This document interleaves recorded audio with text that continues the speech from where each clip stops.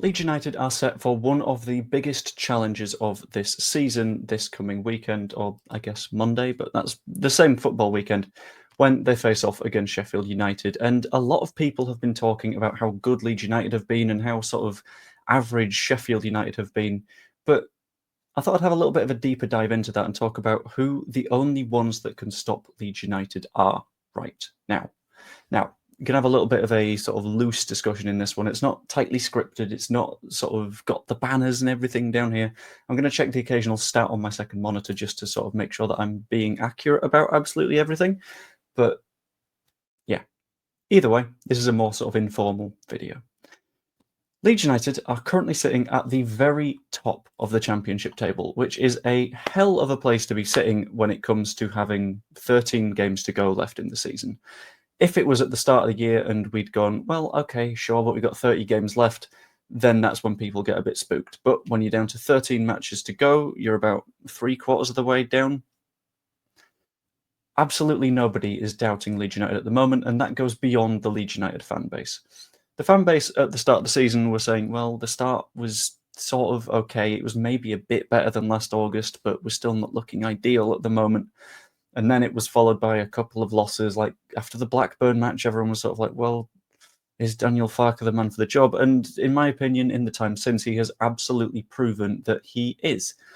On currently 2.18 points per game, pushing at a rate that will get us past 100 points by the end of the season. And I will be honest, on merit, it doesn't feel like we're going to lose any more matches this season. I'm going to have a look at some quick statistics for you just to sort of run through how dominant we've been this season so far. Leeds have this season scored 68 goals, with second place in terms of goals scored in the league, scoring 51. We are 17 clear of them, which is like another half a goal every single game.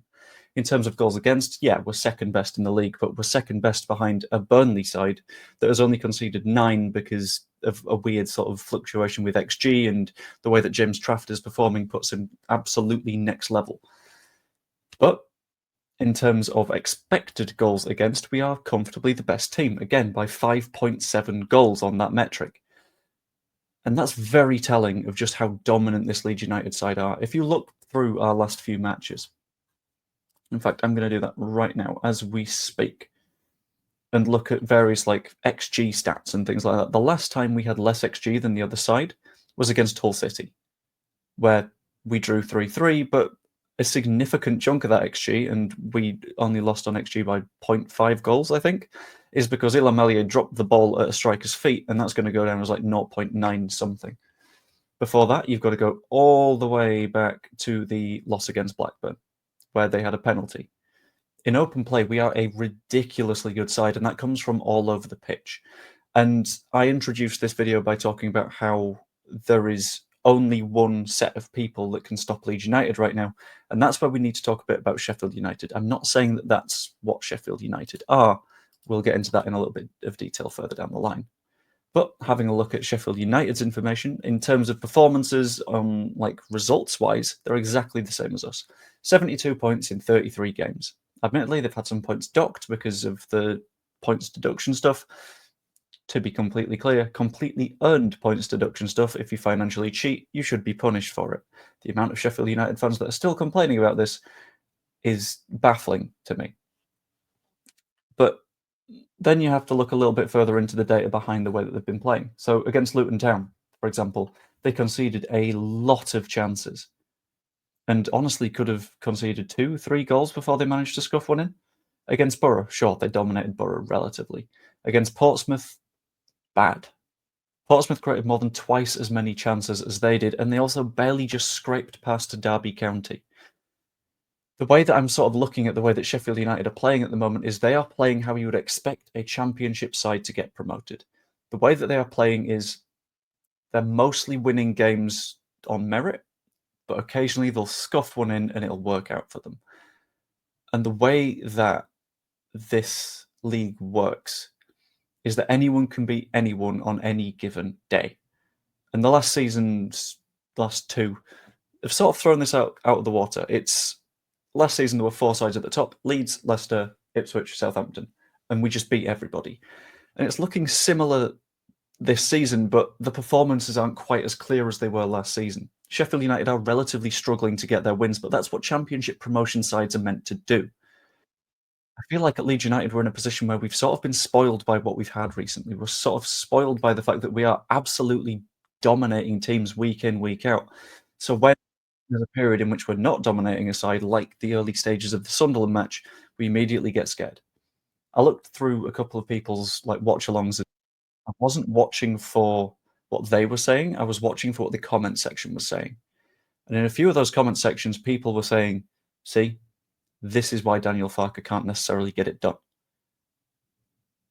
And that's the sort of weird, spoiled by football that's too good situation that we're in at the minute, where we're an incredible side that's winning every single week and we come up against an actual challenge. We see it as a big fundamental issue that could derail the season or along those lines, but that's not the reality of it. The reality of it is we're doing fine. The reality of the entire situation is we are just going to keep plugging along and we're just going to keep getting these wins. We can worry about next season when we get to next season. And Sheffield United, yeah, they might put up a decent performance against us. We might drop some points. We might even lose. You never know. But that won't derail the season. That doesn't have to derail the season unless we let it. So that's where we get onto the topic of the only ones who can stop Leeds United. Because the only ones that can stop Leeds United aren't managed by Sheffield, aren't managed by Chris Wilder. They aren't Sheffield United. They're not Burnley.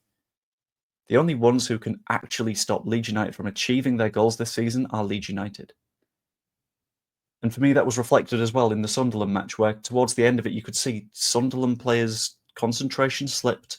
They weren't performing as they should have been. And we score 2 goals from set pieces. And we take all 3 points. And that is what we need to be aware of. All of the points that we've dropped this season have come from concentration slips and individual errors. And if we can manage to push ourselves away from those and towards keeping our minds where they need to be, which I think the big huddle that happened immediately after the win against Sunderland is a big part of that and is a big way of saying, right, okay, everyone, let's have this togetherness. Let's back each other.